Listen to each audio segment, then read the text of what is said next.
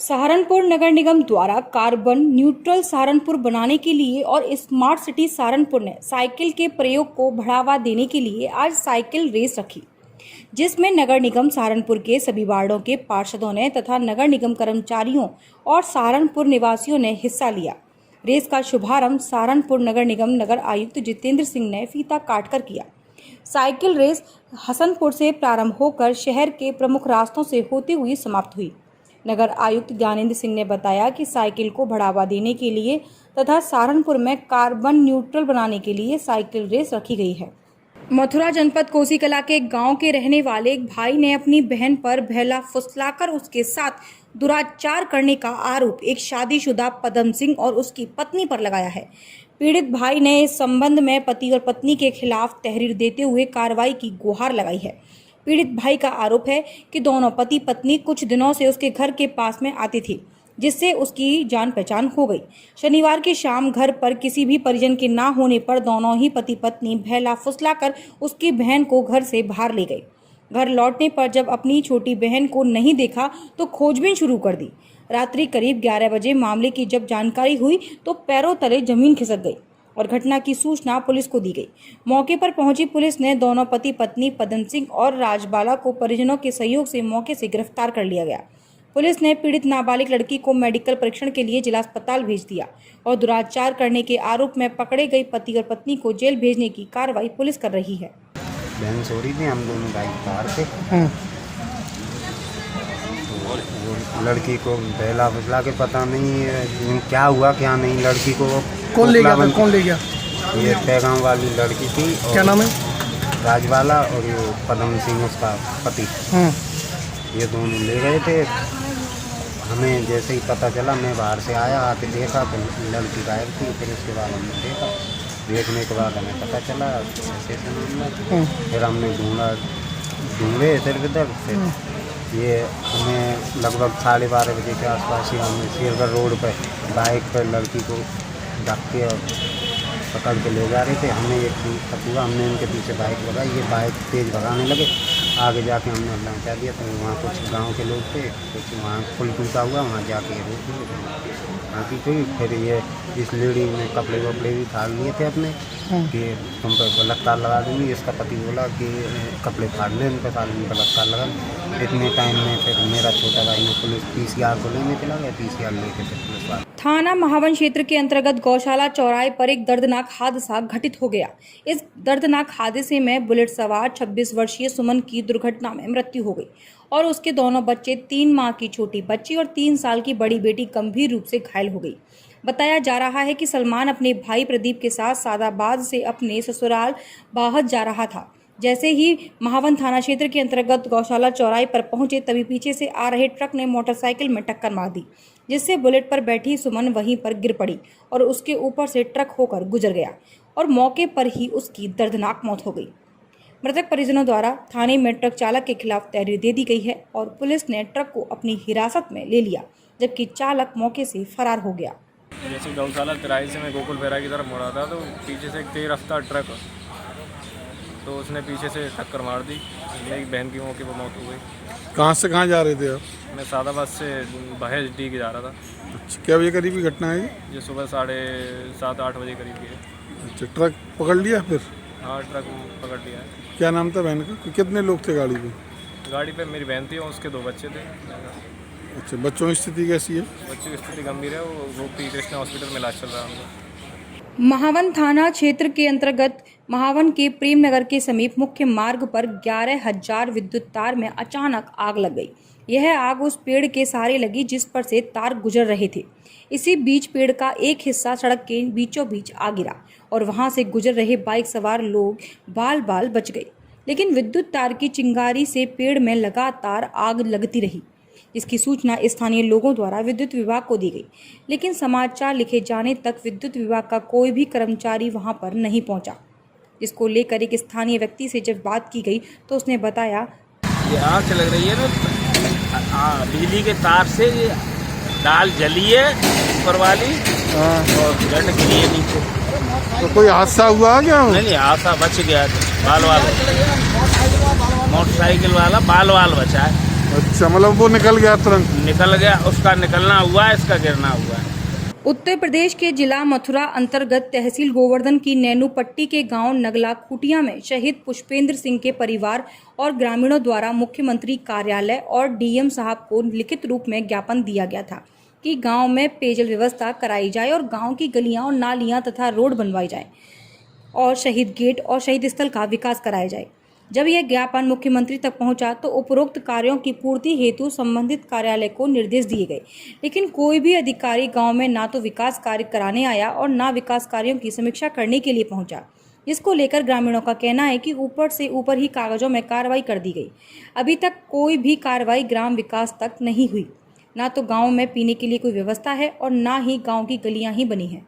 पानी के निकास की उचित व्यवस्था भी नहीं है। जब मुख्यमंत्री कार्यालय से शहीद परिवार के नाम लिखित पत्र सूचना हेतु आया तो उसमें लिखा कि शहीद के गांव का पूर्ण विकास हो चुका है और गांव में चारों तरफ गली गली में इंटरलॉकिंग है, और इतना पढ़कर शहीद परिवार और गांव वालों के पैरों तले जमीन खिसक गई। आखिर सोचने वाली बात है कि किसने ये गलत और झूठी आख्या मुख्यमंत्री को भेजी। आखिर क्यों मुख्यमंत्री को कागजी कार्रवाई में गुमराह किया गया। इन सब बातों को लेकर शहीद परिवार और ग्रामीणों में खासा रोष व्याप्त है। आने वाले समय में शहीद परिवार अपने ग्राम विकास और शहीद स्थल के विकास के लिए दुखी होकर अनिश्चितकालीन अनशन पर बैठने के लिए बाध्य हो सकता है। शहीद के बूढ़े माँ बाप सरकार से गुहार लगाते हैं कि उनके बेटे के बलिदान की कीमत तो सरकार नहीं चुका सकती, कम से कम शहीद के गाँव का विकास करके शहीद के बलिदान का कुछ तो कर अदा करे। आपका नाम? नवाब कौन सा गांव है ये? खुटिया। क्या समस्या है आपकी? खांचे की, पानी की, खरंजाना की। तो आपने किसी को अवगत नहीं कराया शासन में? खूब कराया, कोई सुनाई ना करने को। क्या कोई अधिकारी यहाँ जांच के लिए आया? कोई नहीं आया। परेशानी कुछ भी नहीं है, शहीद परिवार है खूब, पर कोई सुविधा नहीं है, ना कोई रोड, ना कोई खंजरा, ना कोई पानी, ना कुछ भी नहीं है। हमें जैसी जानकारी हुई है कि मुख्यमंत्री साहब के यहाँ से लेटर आया है कि गांव में मीठा पानी है, इंटरलॉकिंग है। कैसा पानी है आपके गांव में? ऐसा पानी है कि चिड़िया वो पी ले तो वो भी मर जाए। तो आप क्या चाहती हैं? आप क्या सरकार से ये चाहती हैं कि घर घर में पानी हो, नली गढ़ के आए, और एक कुआं उसमें पानी छूटता है, उसमें भी 100 रुपये महीने देने पड़ते हैं घर घर में से। कोई सुविधा नहीं है इनमें, और 2 साल तीसरी साल शहीद हुए हैं कि कोई फायदा नहीं दिखा हमें। तो क्या ये झूठी रिपोर्ट मुख्यमंत्री साहब को सौंपी गई है? बिल्कुल झूठी रिपोर्ट दी है, और ये वो वापस करो। अधिक मास के आते ही वृंदावन के मंदिरों में विभिन्न कार्यक्रम आयोजित किए जाते हैं, साथ ही भगवान की विशेष रूप से सेवा की जाती है।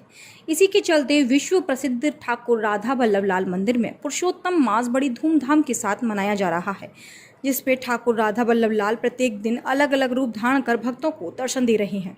रविवार को ठाकुर राधा वल्लभ लाल ने जुगल जोड़ी रूप में भक्तों को दर्शन दिए और भक्तों के साथ होली खेली। कोविड-19 महामारी के चलते मंदिरों में भक्तों का प्रवेश वर्जित है, लेकिन मंदिर प्रबंधक द्वारा भक्तों को दर्शन ऑनलाइन के माध्यम से सुलभ कराए जा रहे हैं।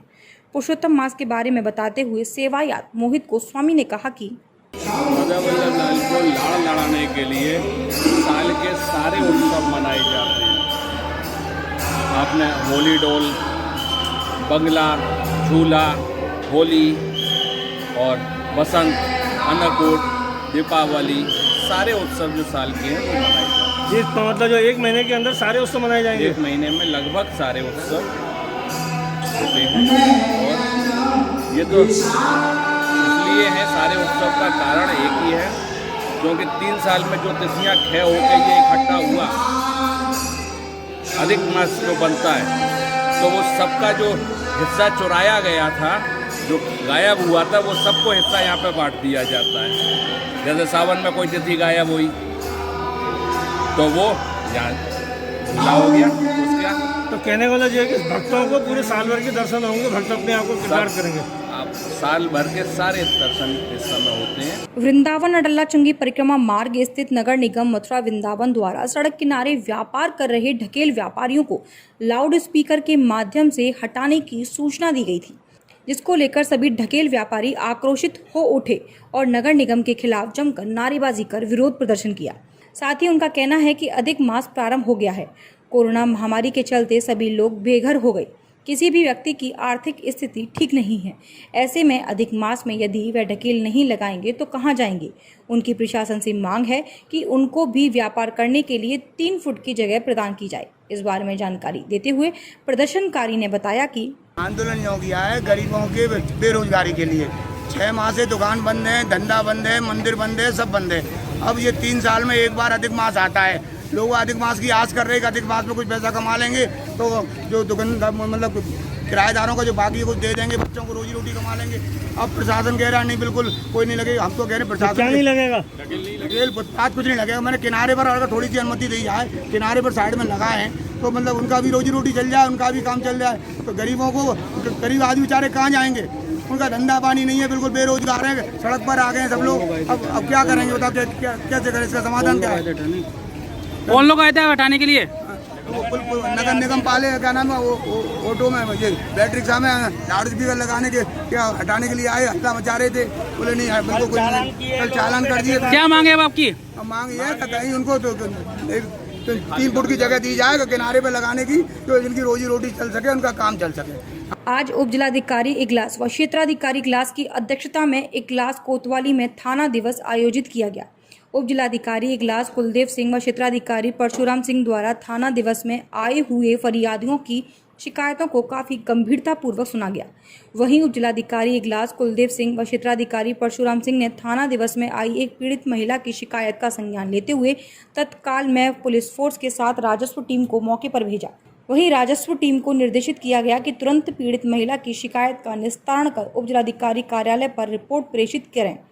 उप जिलाधिकारी इगलास कुलदीप सिंह ने जानकारी देते हुए बताया कि आज थाना दिवस के मौके पर कुल 6 शिकायतें प्राप्त हुई हैं, जिनमें से एक शिकायत का मौके पर निस्तारण कर दिया गया। शेष शिकायतों को संबंधित विभागों के अधिकारियों को सौंपकर जल्द से जल्द निस्तारण करने के आदेश दिए गए हैं। थाना दिवस में 6 शिकायतें आई, जिसमें सीओ साहब और हमारे द्वारा वो किया गया। एक प्रकरण ऐसा था जिसको थोड़ा ज़्यादा कॉम्प्लिकेटेड था, उसमें हमने तुरंत ही एक पुलिस और राजस्व टीम को भेजा है, जहाँ पे एक महिला द्वारा ये शिकायत करी गई थी कि उसकी ज़मीन पर दूसरे लोगों ने एक मूर्ति रख के मतलब अवैध कब्जा किया गया है। वो महिला यहाँ रहती नहीं थी, कुछ दिन से बाहर रहती थी, तो उसी दौरान उन्होंने उस पर वो मूर्ति रख दी है। ये उसकी शिकायत थी, इसमें संज्ञान लेते हुए तुरंत ही पुलिस और राजस्व को भेजा गया। सर कितनी शिकायतों का निस्तारण हुआ? शिकायतों में तो 6 शिकायतें हैं, वो अब एक में तो तत्काल ही टीम भेज दी है, बाकी दे दी गई है लेखपालों को, जो भी उसमें टीम भेज के अब शाम तक पता चल पाएगा कितनी शिकायतों का निस्तारण हुआ है।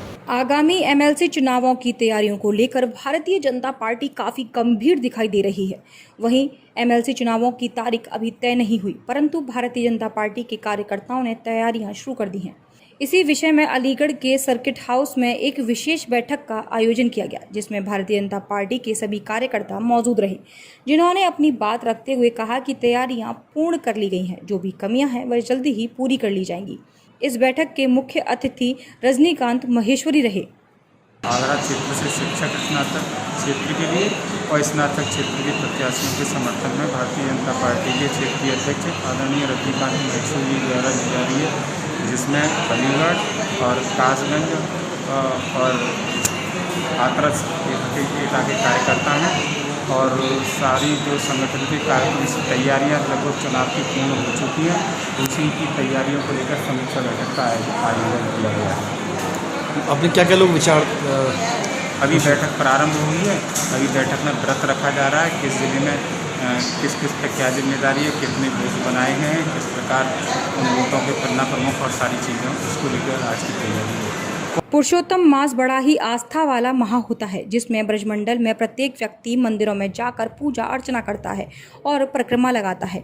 इसी क्रम में तीर्थ नगरी वृंदावन में गांधी मार्ग स्थित अमरनाथ धाम में पुरुषोत्तम मास में प्रत्येक दिन 108 श्रीमद्भागवत कथा का आयोजन किया जा रहा है, जिसमें 1 माह तक श्रीमद्भागवत कथा का आयोजन होगा।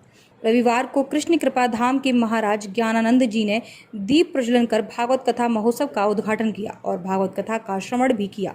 और कहा कि भागवत कथा मनुष्य जीवन को परिवर्तित करने वाली कथा है। इस बारे में जानकारी देते हुए भागवत प्रवक्ता अनुराग कृष्ण ने कहा कि बढ़ा हुआ मास होने के कारण इसको अधिक मास भी कहते हैं, लेकिन जैसे प्रत्येक मास के कोई ना कोई देवता है, कार्तिक मास के भगवान नारायण है, विष्णु है, श्रावण मास के शिव हैं, ऐसे ही अधिक मास का जब कोई देवता न मिला तो ये अधिक मास मल मास तो कई नामों से जाना जाता है। रोता हुआ ब्रह्मा जी के पास गया और ब्रह्मा जी ने भगवान पुरुषोत्तम का स्मरण किया। नारायण के 24 अवतारों से पूर्व एक पुरुष अवतार है, आद्योवतारः पुरुषः पुराणः। तो पुरुष अवतार की कुल मिलाकर 25 अवतार हो जाते हैं, इन्हीं को भगवान विराट कहते हैं।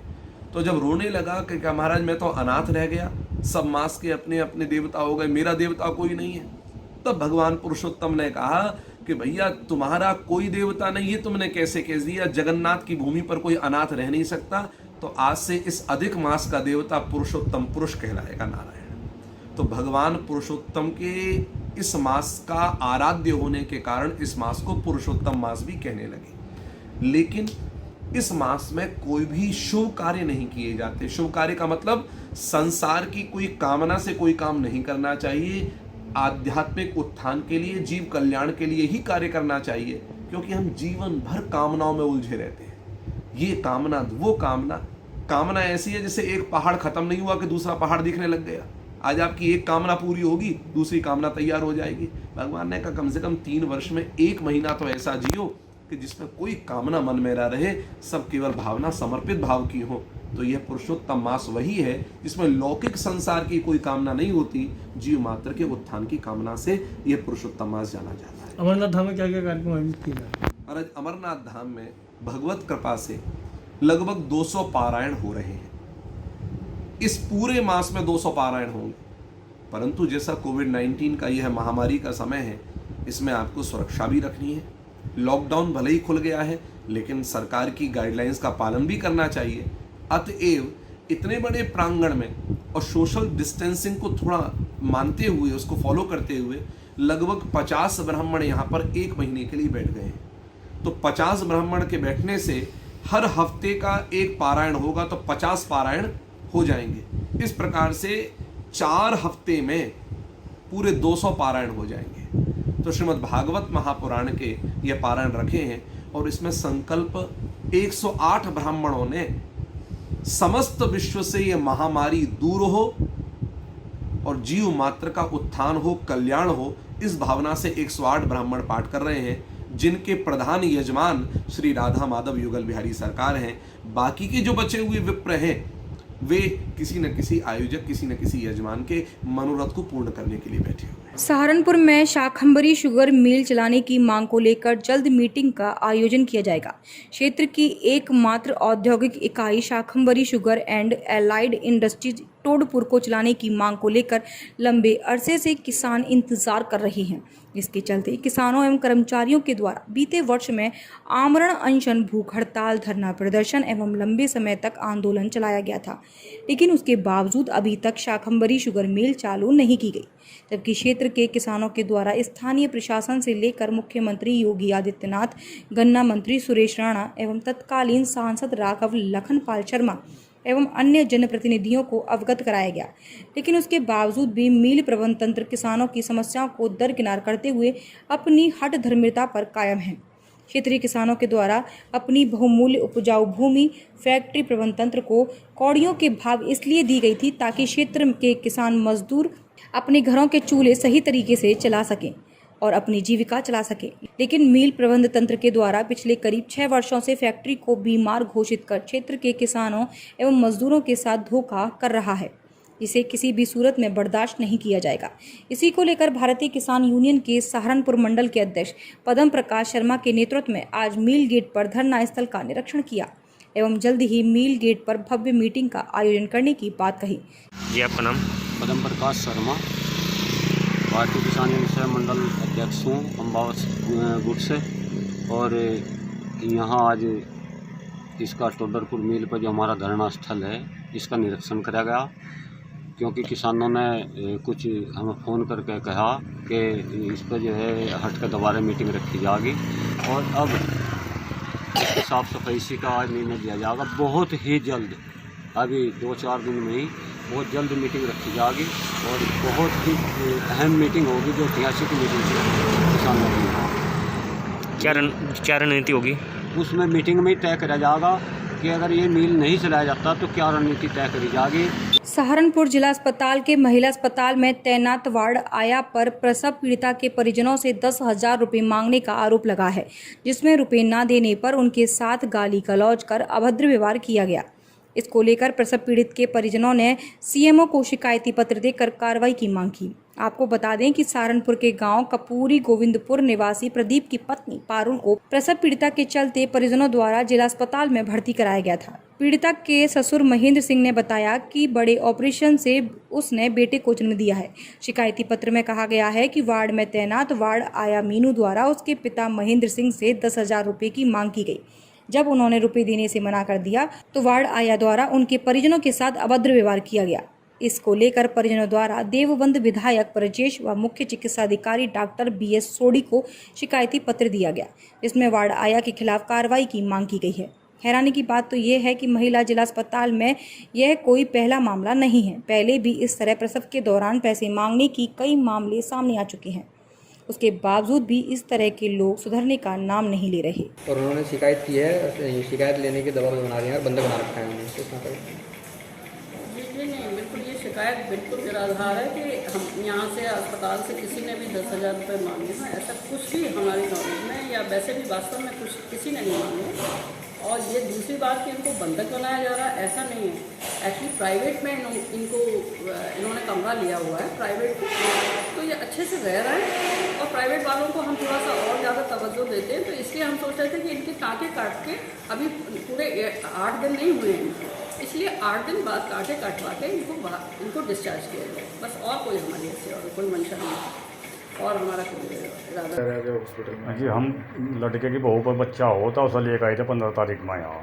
हमारे यहाँ का एक लड़का है CMO का बाबू है, नहीं अस्पताल में बाबू है। तो हमने उसका कहा भाई जागत वाला होगा हमारा इस जागती पर उसका वो कराया था। तो उनने अपने दस्तखत करके ऊपर चावल लेकर भेज दिया, क्या कराया था सारा काम। उनने बेचारी ने सब काम कराया गया। उसके बाद फिर एक ने कहा ऐसे कितने पैसे दिए, हमने कहा ऐसा हमने कोई पैसा नहीं दिया। अब नहीं पैसे दो, इतने पैसे मांगे, पैसे 10,000 रुपये।